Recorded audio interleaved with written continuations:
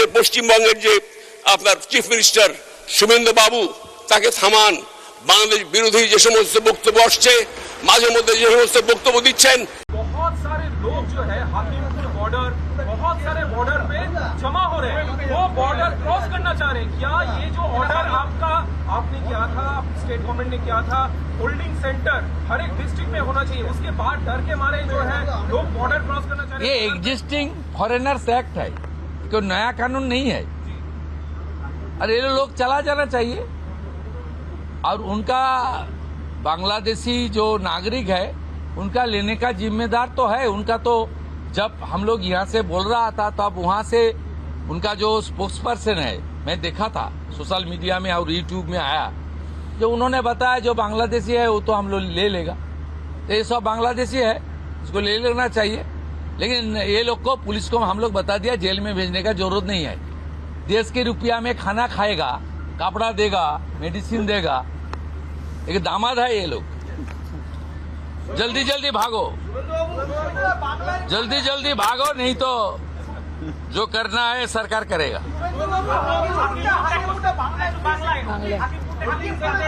না না, আমি হাকিমপুর সম্পর্কে জানি না, আমি মিডিয়াতে দেখছিলাম। কিন্তু এটা নতুন কিছু নয়, প্রেজেন্ট অ্যাক্টই রয়েছে। এবং আমরা বলে দিয়েছি যে বাংলাদেশের অবৈধ অনুপ্রবেশকারী তাদেরকে কোর্টে পাঠানোর কোনো দরকার নেই, আইনে নেই। সরাসরি পুলিশ নেবে এবং বিএসএফ এর হাতে হ্যান্ডওভার করবে। বিএসএফ এর যা ভারত সরকার বাংলাদেশ সরকারের সঙ্গে আছে এগ্রিমেন্ট, তাতে বাংলাদেশি প্রুফ করে হ্যান্ডওভার করে দেবে। আমাদের জেলে 3 মাস 6 মাস 2 বছর রেখে আপনার চাল, আপনার ডাল, আপনার তেল, আপনার মাছ, আপনার ডিম, আপনার কাপড়, আপনার মেডিসিন ওদেরকে দেব কেন? এটা তো ভারতীয়দেরই ক্ষতি হচ্ছে, আমাদের রাজ্যেরই ক্ষতি হচ্ছে। সেই জন্য আইনটা এতদিন ছিল ভোট ব্যাংকের স্বার্থে কেউ বা কারা ব্যবহার করেনি।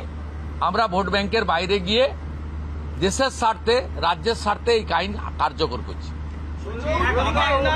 আবেদন করেছেন যে যারা এতদিন অভিযুক্ত রয়েছেন তাদেরকে গ্রেফতার করার জন্য এসপির কাছে, পুনরায় কি তদন্ত শুরু করবেন? আমি আবেদন পাই, এসপির কাছে উনি আবেদন করেছেন।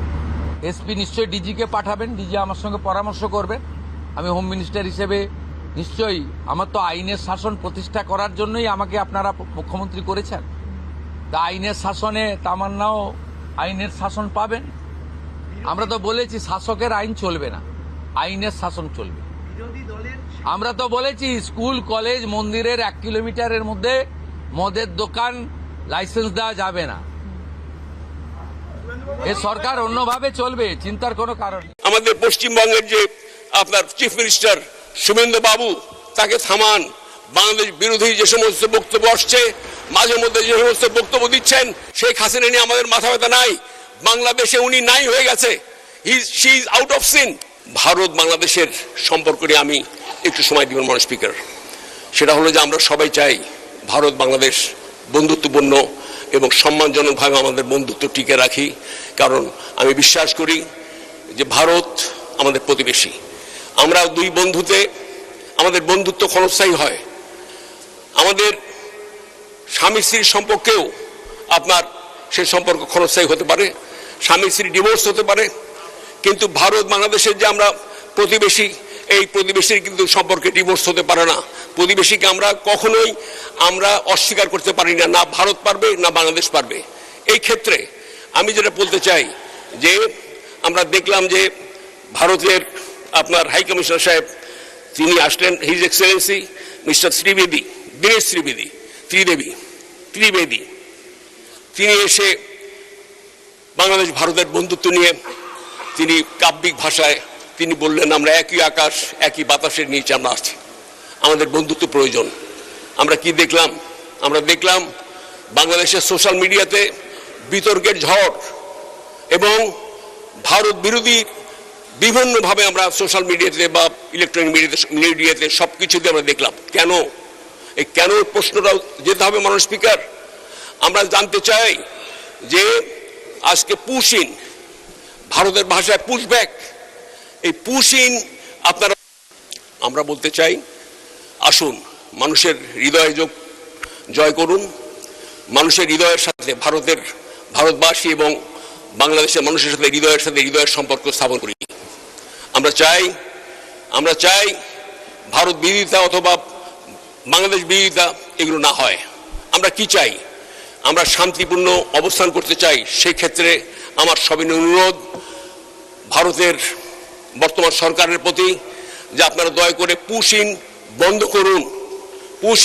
করুন এবং একই সাথে পুশিনের চাইতেও আরেকটি বড় মারাত্মক ব্যাধি মাদক আমাদের ছেয়ে ফেলেছে।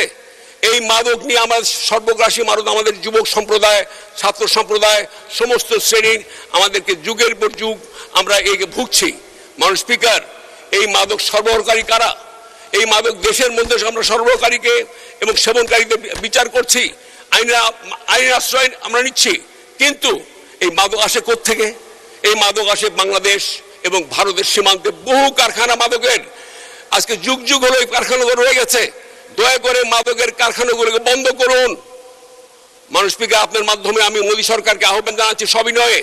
একই সাথে আমি বলতে চাই আমাদের পশ্চিমবঙ্গের যে আপনার চিফ মিনিস্টার শুভেন্দু বাবু, তাকে থামান। বাংলাদেশ বিরোধী যে সমস্ত বক্তব্য আসছে, মাঝে মধ্যে যে সমস্ত বক্তব্য দিচ্ছেন, এই বক্তব্যে বাংলাদেশ এবং আমাদের দেশের ভারত বাংলাদেশের বন্ধুত্বের অন্তরায় হয়ে গেছে। মাননীয় স্পিকার, অতএব আমি আহ্বান করি যে এখানে শেখ হাসিনা অপ্রাসঙ্গিক। শেখ হাসিনা নিয়ে আমাদের মাথা ব্যথা নাই। বাংলাদেশে উনি নাই হয়ে গেছে। She is out of scene and she কোনোদিনই বাংলাদেশে আওয়ামী লীগ আর। ধন্যবাদ। Sometimes, yeah, but that's just life.